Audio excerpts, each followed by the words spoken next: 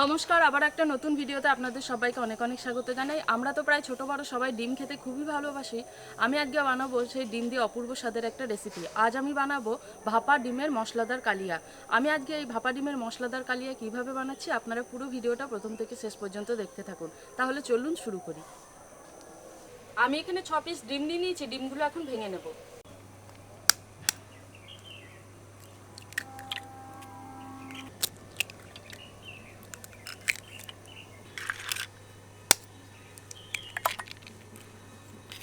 ডিমগুলো আমি সব ভেঙে নিয়েছি। এখন এর মধ্যে দিয়ে দেবো 1 চা চামচ পরিমাণ লবণ, হাফ চা চামচ পরিমাণ গোলমরিচের গুঁড়ো।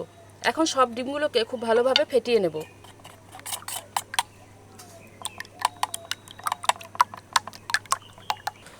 ডিমগুলোকে খুব ভালোভাবে ফেটিয়ে নিয়েছি। এবার ডিমগুলোকে ভাপিয়ে নেব। তার জন্য আমি এখানে একটা টিফিন কৌটো নিয়ে নিয়েছি। এবার এই টিফিন কৌটোর মধ্যে তেল দিয়ে দেব। তেল দেওয়ার পর টিফিন কৌটো চারিদিকে খুব ভালোভাবে এভাবে ছড়িয়ে দেব। তেল দিয়ে দিলে কিন্তু ডিমটা ভাপানোর পর খুব ভালোভাবে টিফিন কৌটো থেকে বেরিয়ে আসবে। তেলটাকে টিফিন কৌটোর চারিদিকে খুব ভালোভাবে ছড়ানো হয়ে গেছে। এখন এই ফেটানো ডিমটা এই টিফিন কৌটোর মধ্যে দিয়ে দেব।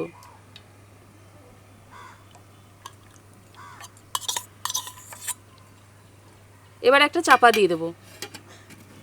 এবার এটাকে ভাপিয়ে নেব। ডিমগুলো ভাপানোর জন্য কড়াই বসিয়ে দিয়েছি, কড়াইতে জল দিয়ে দেব। এবার একটা স্ট্যান্ড আমি এই জলের উপর বসিয়ে নিলাম। জলটা এবার হালকা গরম হতে দেব। জল হালকা গরম হয়ে উঠেছে। এখন আমি টিফিন কৌটোটা স্ট্যান্ডের উপর বসিয়ে দেব। এবার ভাপে ডিমগুলো আমি হতে দেব, তবে কিন্তু ঢাকা দেব না। মাঝারি আছে ডিমগুলোকে ভাপিয়ে নেব প্রায় 15 থেকে 20 মিনিট। 7-8 কোয়া রসুন আর 1 টুকরো আদা নিয়েছি। এরই সাথে দিয়ে দেবো 2টো শুকনো লঙ্কা আর দিয়ে দেবো 1.5 চা চামচ পরিমাণ গোটা জিরে। এই সবগুলোকে এখন আমি একসাথে বেটে নেব।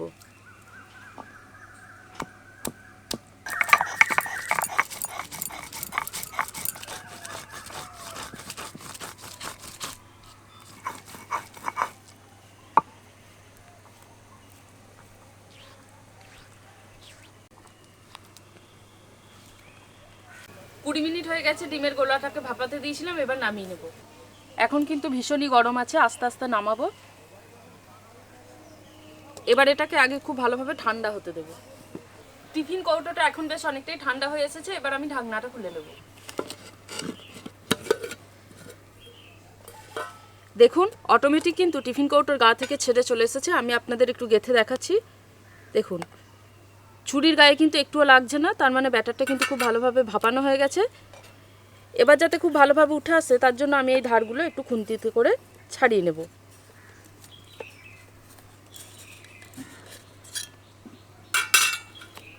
এবার এই টিফিন কৌটোর উপর আমি একটা থালা চাপা দিয়ে দিলাম। এবার উল্টে দেব।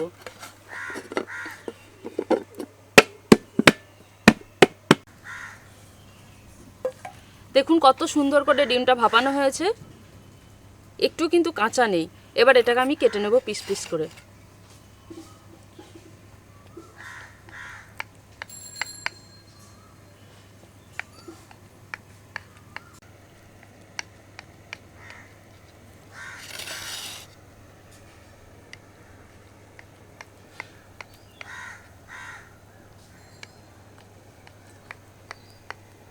ভাপা ডিমটাকে আমি চৌকো চৌকো করে কেটে নিয়েছি। এখন দেখুন কত সুন্দর লাগছে, দেখে বোঝাই যাচ্ছে না এটা ডিম দিয়ে তৈরি করেছি। এই দেখুন ডিমটা ভাপানোর পর কত সুন্দর হয়েছে। দেখুন আমি একটা পিস তুলে দেখাচ্ছি, কত সুন্দর নরম হয়েছে। দেখুন নরম হয়েছে আবার স্পঞ্জিও হয়েছে। ভিতরে দেখুন একটু ফাঁপা হয়েছে, ফাঁপা দিকটা বোঝা যাচ্ছে খুব সুন্দর। এবার এই ভাপা ডিমের মশলা কারিটা বানিয়ে নেব। তেল দিয়ে দেব। তেলটাকে খুব ভালোভাবে গরম করে নেব। তেলের মধ্যে ফোড়ন হিসাবে আমি এখানে দিয়ে দেবো গোটা জিরে, শুকনো লঙ্কা একটা, 2টো এলাচ, 1 টুকরো দারচিনি আর একটা তেজপাতা। ফোড়ন থেকে খুব সুন্দর গন্ধ বেরোনো পর্যন্ত খুব ভালোভাবে ভেজে নেব। ফোড়নটা ভেজে নিয়েছি। এবার দিয়ে দেবো একটা মাঝারি সাইজের পেঁয়াজ কুচি। পেঁয়াজটাকে এখন বাদামি করে ভেজে নেব। পেঁয়াজটা হালকা বাদামি রং ধরে গেছে। এখন এর মধ্যে দিয়ে দেবো জিরে, শুকনো লঙ্কা আর আদা রসুন বাটা।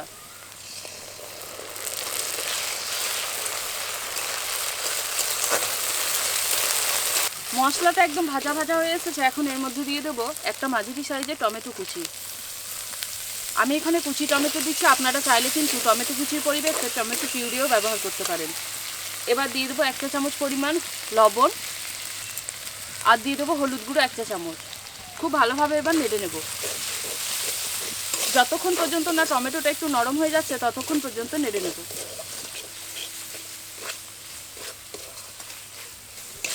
মশলাটাকে আমি খুব ভালোভাবে নেড়ে নিয়েছি। দেখুন টমেটোগুলোও কিন্তু এখন খুব ভালোভাবে নরম হয়ে এসেছে।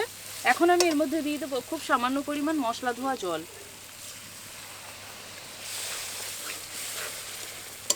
জলটা দিয়ে দিয়েছি। এবার মাঝারি আছে এটাকে কিছুক্ষণ ঢাকা দিয়ে রেখে দেবো, তবে খুব বেশিক্ষণ নয়, ওই 2 থেকে 3 মিনিট।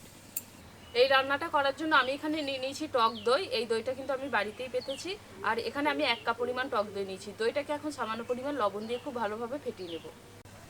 লবণ দিয়ে দিলাম 1 চা চামচ। এবার খুব ভালোভাবে ফেটিয়ে নেব। এমনিতেই কিন্তু আমি একবার ফেটিয়ে রেখেছিলাম। কি সুন্দর ক্রিমি একটা টেক্সচার হয়ে গেছে, দেখুন কত সুন্দর লাগছে। এখন খুব ভালোভাবে একবার ফেটিয়ে নেব। মশলাটাকে ঢাকা দিয়ে রেখে দিয়েছিলাম, 2 মিনিট হয়ে গেছে। দেখুন যে পরিমাণ জল দিয়েছিলাম জলটা কিন্তু বেশ অনেকটাই শুকিয়ে এসেছে, আর মশলাটা কিন্তু খুব ভালোভাবে পাকানো হয়ে গেছে। এখন এর মধ্যে দিয়ে দেবো ফেটিয়ে রাখা টক দইটা। দইটা দিয়ে আরও একবার খুব ভালোভাবে মশলাটাকে কষিয়ে নেব। মশলাটাকে খুব ভালোভাবে নেড়ে নিয়েছি। এখন এর মধ্যে জল দিয়ে দেবো। খুব বেশি জল দেবো না, একটু গ্রেভি গ্রেভি করবো, অল্প জল দিয়ে দিলাম। এখন এই টেস্টটাকে ব্যালেন্স করার জন্য দিয়ে দেবো খুব সামান্য পরিমাণ চিনি, দিয়ে দেবো খুব সামান্য পরিমাণ গরম মশলা গুঁড়ো। গ্রেভিটা খুব ভালোভাবে ফুটে উঠেছে। এখন এর মধ্যে দিয়ে দেবো ভাপিয়ে রাখা ডিমের টুকরোগুলো।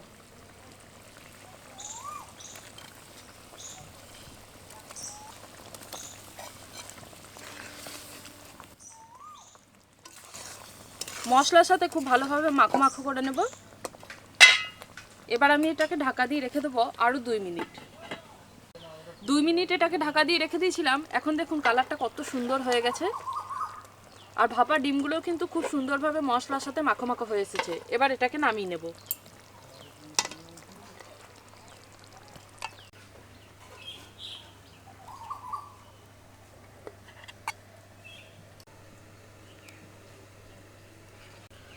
দেখুন কি সুন্দর হয়েছে, দেখে মনে হচ্ছে না এগুলো ডিম, একদম পুরো মনে হচ্ছে যেন পনিরের টুকরো।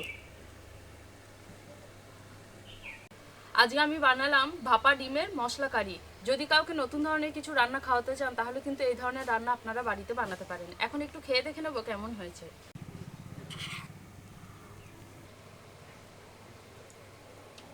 খুব সফট আর স্পঞ্জি, টেস্টটাও অন্যরকম লাগছে,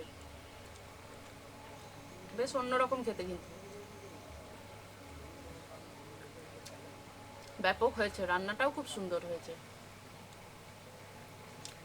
আজকে এই ভাপা ডিমের মশলা কারি রেসিপিটা আপনাদের কেমন লাগলো জানাবেন কমেন্ট করে। ভালো লাগলে লাইক করবেন এবং শেয়ার করবেন। আজকের ভিডিওটা এখানেই শেষ করছি। দেখা হচ্ছে পরের ভিডিওতে নতুন ধরনের রেসিপি নিয়ে। ভিডিওটা ভালো লাগলে বনি কিচেন ইন ভিলেজ স্টাইল চ্যানেলটা বেল আইকন সহ সাবস্ক্রাইব করে দেবেন। সবাই খুব ভালো থাকবেন, সুস্থ থাকবেন। দেখা হচ্ছে পরের ভিডিওতে।